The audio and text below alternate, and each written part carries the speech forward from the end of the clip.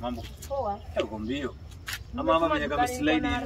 Unaikoje? Uko poa. Salamia andalia. Wow, kuna mkono soft kama yangu lakini.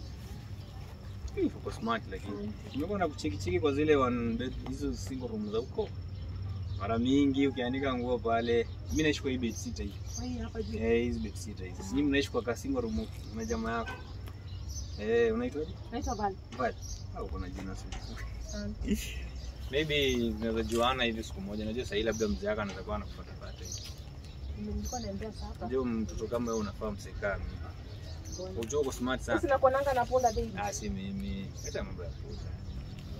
Kuna nimekumind vishes. Kwanza nikicheki nini? Basi niweke namba then. Tuta communicate hapo hivyo. Kwani bado uko hapa? Mimi nafikiria hata umeshafika mbele. Nilikuwa ina.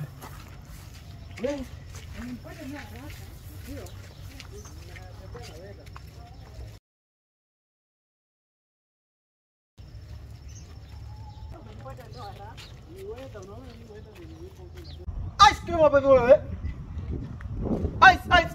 Ice wewe. Ice inapatikana kwa kila kala. Wewe tu jichukulia yako. Kijana ice ndio hapa. Mambo yaniaje wachana na hii biashara itaki salamu. Ice cream ndio hapa kijana. Si leo. Wewe hakuna siku maini nunua ice. Kazi ni kupita tu hapa tu kupita kuenda, si ndio? Nunua leo ice. Shilingi 10 si kitu ya kukataa. Mwanaume mzima unabeba bag unakosa kununua ice. Acha ufala. Kijana nunua ice. Ice hata iko inafanana na sweta yako. Ice jinyakulia. Leo customer. Ice wacha mambo. Kijana unapita hapa kila siku umevaa bag na kinyasa. Hujui maana ya kuvaa kinyasa? Niko na pesa ndo nimevaa. Wewe mbona una kitu? Chukua ice kijana. Leo customer. Na unapita hapa mbele. Changamka. Unashika simu ndani ya mkopa, Ili Nairobi hata 10 bob unakosa. Simu ni ya mkopa na unakata. Toka hapa. Ice cream wewe. Ice cream jinyakulia wewe. Ice cream. Ice cream wewe. Ice cream jinyakulie. Ni kama hii area kuna macustomer mwenye.